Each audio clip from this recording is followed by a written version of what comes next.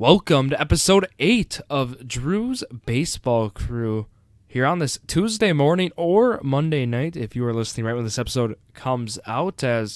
Look, we have the All Star Game here for baseball, and with that, MLB All Star Game, we're going to be doing some MLB All Star lines, not the lineup stuff. The lineups are tough here, of course, because you don't know how many at-bats players are getting, but look, we'll be using Prize Picks today as they have us covered here they have strikeout lines up, pitches thrown, hits allowed, and then total bases then for hitters. So we'll be going through these. We'll be talking about some of my favorites here. I think there are some potentially, some discounts here right now if you go on early, as I'm afraid we could see some of these, get bumped up. But let's go through it here on this Monday night or Tuesday morning. And the first line I was looking at is with Clayton Kershaw. So he was named the starting pitcher for the NL, and the story for that was,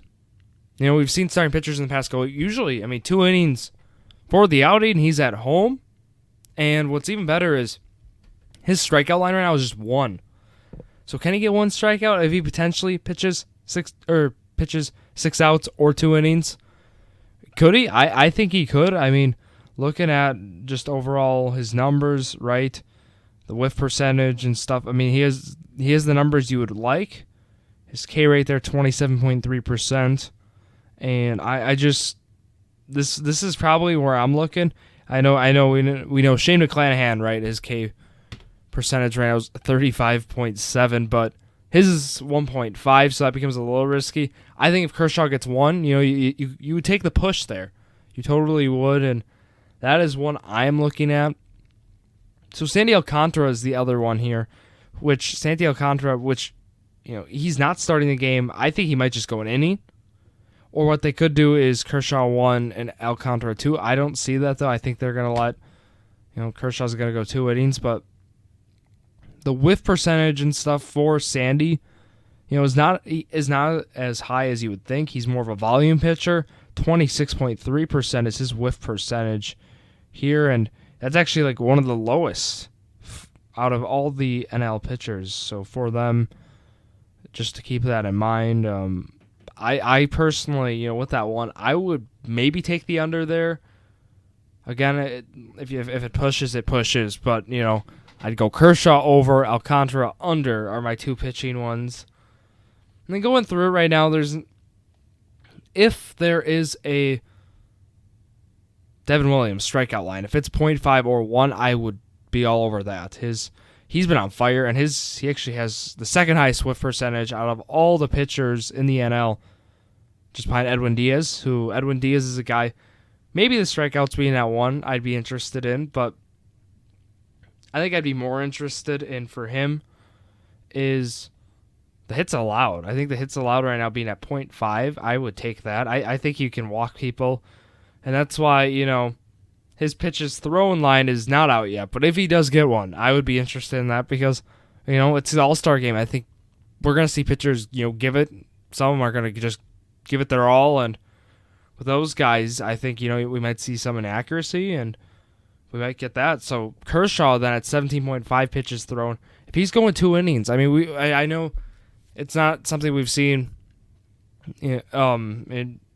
always, right? But ideally, you've seen the starters from both teams. They're the ones going 2, and then you have 7 guys pitching the rest of the game. And I could totally see that happening. That's why Shane McClanahan and Clayton Kershaw both being at 17.5 pitches thrown, I would be content with taking the over for sure on Kershaw, because I feel like, being at Dodger Stadium and just, being that guy, right, pitching in your home ballpark, being the lifelong Dodger that he is, I think that's gonna be how it goes. But let's go to some hitters here, because the hits allowed, right? At that point it's 0.5. Like I said, the only one, Edwin Diaz, is the one I'm looking at. But let's go to the hitters. So hitters, it gets interesting, right? Are they gonna get 2 at bats? Are they gonna get 1? Obviously, the leadoff hitters. So the guys who are batting in the top of the lineup, more likely to get 2 at bats, right?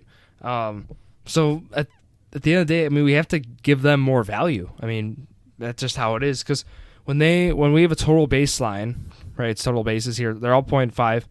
I got to give a value to a guy like Ohtani over, someone who, like Jock Peterson, who's batting 8th, right? That's just how it is, sadly, because, there's a chance Ohtani gets, if they go through line, will they pinch hit him there? Will they let him get 2 at-bats? I don't know. So that's just something to keep in mind.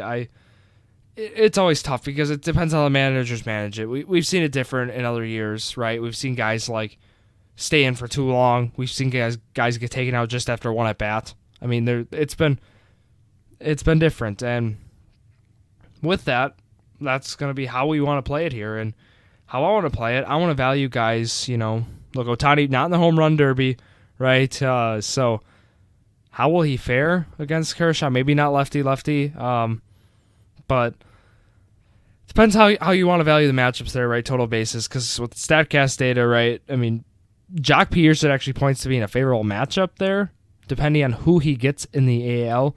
If McClanahan, if he goes 6 up, 6 down, arguably he's not going to get Shane McClanahan. It depends on how long they'll let him go, but Jock Peterson at 8. The what I like about the hitters in the bottom, right? I know I mentioned having to value guys for more at-bats, but you also have to look at the matchups for the hitters, 7, 8, 9 hitters, because they might not get who's starting right now in the NL or AL, so McClanahan or Kershaw, right? I'd be looking at, those guys, because potentially they get a favorable matchup, because I can't see them playing matchups right in the All Star game. Because, William Contreras, batting in the bottom lineup as well with those guys. But I'd be looking Jock Peterson over total bases, which might be something there. But I have a good feeling that they're going to, McClanahan's going to roll through.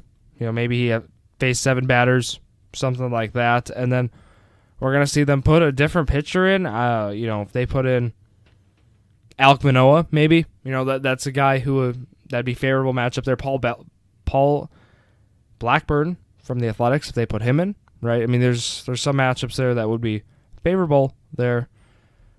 But other ones here, if you want to take the big names, right? Shohei Ohtani, Aaron Judge. If you want to go with those guys, they have total bases lines.